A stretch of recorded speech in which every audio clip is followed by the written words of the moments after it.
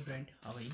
So welcome to my new lecture electric field and potential का ये lecture number 10 है। ठीक है, तो हमने जो पिछले लेक्चर में हमने ये कवर कर लिया था, ये 9 लेक्चर पिछला लेक्चर था हमारा। ठीक है, जो प्रीवियस लेक्चर है आपने देखा है तो देख लीजिए एक बार। ठीक है, तो यहाँ पर जो हमारे इलेक्ट्रिक फील्ड वाला पोर्शन यहाँ पे ख़त्म हो गया 9th लेक्चर में। इलेक्ट्रिक फील्ड वाला पोटेंशियल, इलेक्ट्रिक फील्ड वाला जो पोर्शन था, इलेक्ट्रिक फील्ड एंड पोटेंशियल है ना, दो चीज़ें। इलेक्ट्रिक फील्ड वाला जो पोर्शन है वो ख़त्म हो गया। अब इसमें हम इलेक्ट्रिक पोटेंशियल चलेंगे। इलेक्ट्रिक फील्ड एंड पोटेंशियल है ना, तो इलेक्ट्रिक फील्ड हमने ख़त्म कर लिया, इलेक्ट्रिक पोटेंशियल अब चलेंगे। ठीक है, तो उसको चलने से पहले एक छोटा सा टॉपिक यहाँ पे छूट जाता है, वो हम देख लेते हैं आज 9th लेक्चर में, ये वाला 10th लेक्चर में, सॉरी, ये देख लेते हैं। ठीक है, हैजिस्टैग 9 लेक्चर है ये। ठीक है, यह है integral form and differential form of the Gauss law. चलो इसको करते हैं आज कवर। ठीक है, चलो फिर चल देते हैं। ठीक है, होप आपने सभी को समझ में आ रहा होगा और आपने इसके हेल्पफुल रहे होंगे। ठीक है, तो इसमें और क्या कर सकते हैं, सरफेस और वॉल्यूम लगा दो। चलो इसको लिखने की ज़रूरत नहीं है, ज़्यादा कुछ बनाने की ज़रूरत नहीं है, सीधे लिखो। गॉस थ्योरम क्या होती है, अभी गॉस लॉ क्या होता है, याद ही तो होगा। EDS इक्वल टू क्या होता है, 1/x0 इंटू क्या होता है, Q होता है। ये तो होता है, बिल्कुल होता है ना। चलो अब यहाँ पे Q की जगह हम कुछ लिख सकते हैं, बताओ।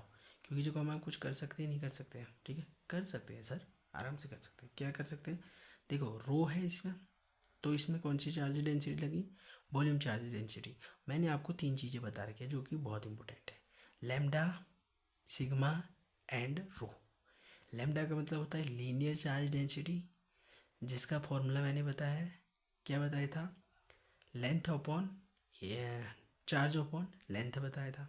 उसके बाद surface charge density equal to lambda होता है, जिसका मैंने बताया था charge upon area. Volume charge density है, जिसका फॉर्मूला मैंने बताया था, रो से दिखाते जिसे चार्ज अपॉन वॉल्यूम बताया था ना। तो यहाँ पे रो है तो चार्ज अपॉन क्या लग जाएगा, वॉल्यूम लग जाएगा। तो वॉल्यूम क्या हो गया, dV। तो Q निकालना है तो Q इक्वल टू क्या होता है, रो dV हो जाएगा, होगा ना। चलो ठीक, तो यहाँ पर हम यहाँ पे लगा देते हैं सरफेस इंटीग्रल, सरफेस इंटीग्रल हो जाएगा ये। ठीक है, EDS सरफेस इंटीग्रल और 1/x0। ठीक है, यहाँ पे लगा देते हैं हम वॉल्यूम इंटीग्रल। ठीक है, वॉल्यूम है ना, वॉल्यूम की बात हो रही तो वॉल्यूम इंटीग्रल लगा दो, रो dV हो जाएगा। ठीक है, तो इसे हम दे देते हैं इक्वेशन फर्स्ट। क्या देते हैं, इक्वेशन फर्स्ट। इसको हम दे देंगे इक्वेशन फर्स्ट। ठीक है, समझ गए बात को, ये होगी इक्वेशन फर्स्ट। ठीक है, इसको हम दे देंगे इक्वेशन फर्स्ट है। This is the integral form of, इसी को हम क्या कहते हैं, इसी को हम एक चीज़ और कहते हैं, क्या कहते थे, हाँ, integral form of the Gauss law. This is called, this is also is integral form of the Gauss law, integral in form of Gauss law। ये क्या है, integral form of the Gauss law. ये Gauss law, ये Gauss law का integral form है। ठीक है, तो एक चीज़ आप क्या और करेंगे, यहाँ पे क्या करेंगे, बाय गॉस डाइवर्जेंस थ्योरम। ठीक है, बाय गॉस डाइवर्जेंस। ठीक है, DI Gauss divergence theorem, DIGORE। ठीक है, बाय गॉस डाइवर्जेंस थ्योरम। अब गॉस डाइवर्जेंस थ्योरम आपको याद हो तो हमने क्या कर रखा था, गॉस डाइवर्जेंस थ्योरम आपने पढ़ा ही होगा। Gauss divergence theorem, volume integral divergence of E होता है, ए होता है, डाइवर्जेंस ऑफ ई होता है, ए होता है। चलो मैं कर देता हूँ, ए करो या डी करो, फिर उसको रिप्लेस तो करना है ना, तो ए कर दो, डी भी कर दो, कोई दिक्कत। डाइवर्जेंस ऑफ वी, देखो volume integral divergence of D, del को होता है divergence of A, divergence into A dV। ठीक है, इक्वल टू कितना होता है, सरफेस इंटीग्रल ADS होता है, ये तो होता है ADS। ये कर दो, ये होता है गॉस लॉ का डिफरेंशियल फॉर्म। ठीक है, ये है इंटीग्रल फॉर्म, ये है by Gauss law differential theorem. ठीक है, क्या करेंगे, डाइवर्जेंस थ्योरम, ठीक है, बाय गॉस डाइवर्जेंस थ्योरम। इसे गॉस डाइवर्जेंस थ्योरम और ये integral form of the Gauss law, ठीक है। ये हो गया दूसरी इक्वेशन। शो वी गेट, ठीक है, यहाँ पे लिखेंगे शो वी हैव, अब इधर से लिखो शो वी हैव, ठीक है, एच ई वी हैव। अब इसको थोड़ा सा हम इसमें कुछ कंस्ट्रक्शन कर लेते हैं, थोड़ा सा चीज़ चेंजेस कर लेते हैं। जो डाइवर्जेंस ऑफ डे है, तो ए को मैं रिप्लेस कर देता हूँ ई से, ई की जगह मैं इलेक्ट्रिक फील्ड से रिप्लेस कर देता हूँ, ई से कर दिया मैंने, तो डी वी कर दिया इक्वल टू सिमिलर के सरफेस इंटीग्रल, ठीक है, सरफेस इंटीग्रल क्लोज्ड सरफेस, ठीक है, तो इसको भी मैं क्या कर देता हूँ, ई को ई से कर देता हूँ, ठीक है, डी एस कर देंगे, ठीक है। तो इसे इक्वेशन नंबर 3 करेंगे।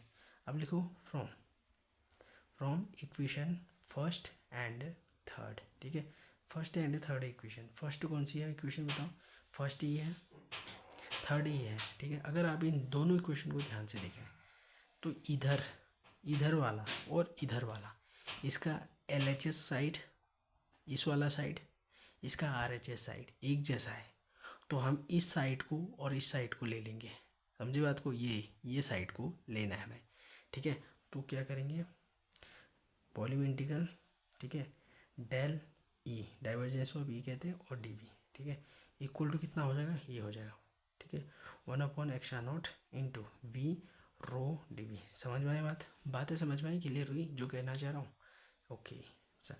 चलिए सर फिर आगे बढ़ते हैं। ओके, ठीक है, तो इसको वॉल्यूम इंटीग्रल, ऐसा मैंने क्यों किया, देखो अब ये थर्ड इक्वेशन था, तो आगे को मैं इधर से भी तो सॉल्व कर सकता था, तो मेरे को यही करना, इक्वेशन को ये ऐसा करना, 2 इक्वेशन में पुट क्यों नहीं किया मैंने, 3 ही में क्यों लिखा, from equation first and second क्यों नहीं कहा, 3 क्यों कहा, ठीक है, ये भी तो क्वेश्चन आना चाहिए दिमाग में। क्योंकि इसलिए कहा क्योंकि यहाँ पे वॉल्यूम इंटीग्रल है, यहाँ पे सरफेस इंटीग्रल है, तो या तो मैं वॉल्यूम इंटीग्रल में दोनों को चेंज करूँ या फिर सरफेस इंटीग्रल में करूँ, तो मैंने वॉल्यूम इंटीग्रल को दोनों में चेंज कर दिया। इतनी बात क्लियर हुई, तब कारण से मैंने ये लिखा एक from equation first and third, ठीक है। अब इसको मैं यहाँ रिप्लेस कर देता हूँ, ठीक है, तो वॉल्यूम इंटीग्रल, ठीक है, क्या लिखा, डाइवर्जेंस ऑफ ई, ठीक है, डी वी, तो इसको मैं क्या कर देता हूँ, डी वी है ना, ये डी वी है, ठीक है, इसको मैं यहाँ किसका हूँ, क्या हो जाएगा, 1/x0 हो जाएगा, rho volume integral rho D v equal to कितना हो गया, 0 हो गया, ठीक है।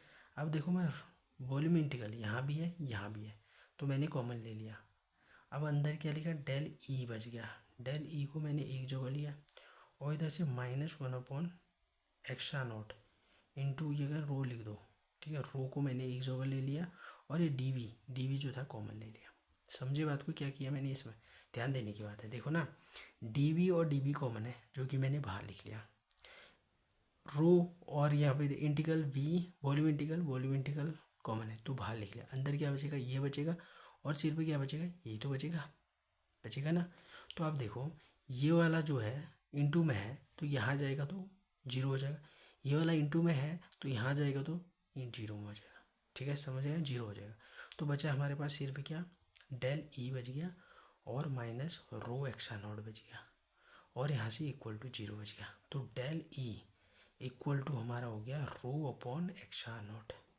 ये लीजिए सर, इसको this is the differential form of Gauss law, ठीक है, इसी को हम बोलते हैं this is differential FORM form of Gauss law GAUSS Gauss law का है डिफरेंशियल फॉर्म है, ठीक है, समझ गए बात को।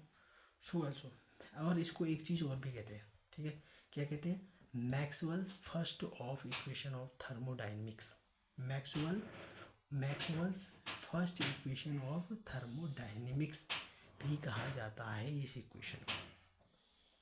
समझ गए, क्लियर हुई। तो ये है लेक्चर नंबर 10, ठीक है, क्लियर हो गया। तो लेक्चर नंबर 10 मैंने 9 मिनट में निपटा लिया है, तो मिलते हैं अगले लेक्चर में, ठीक है। ये ख़त्म हो गई है इलेक्ट्रिक फील्ड जो था, अब हम इलेक्ट्रिक पोटेंशियल में चलेंगे। एक छोटा सा पॉइंट छूट रखा था कहीं से, इसकी उसमें बीच में कहीं पे, तो ये मैंने कवर कर दिया, ठीक है। अब मिलेंगे लेक्चर में 11 लेक्चर में, ठीक है, तो वो फिर मिलेंगे। Thank you, bye bye. अच्छा लगा तो लाइक करें, शेयर करें। Hope you will enjoy this lecture.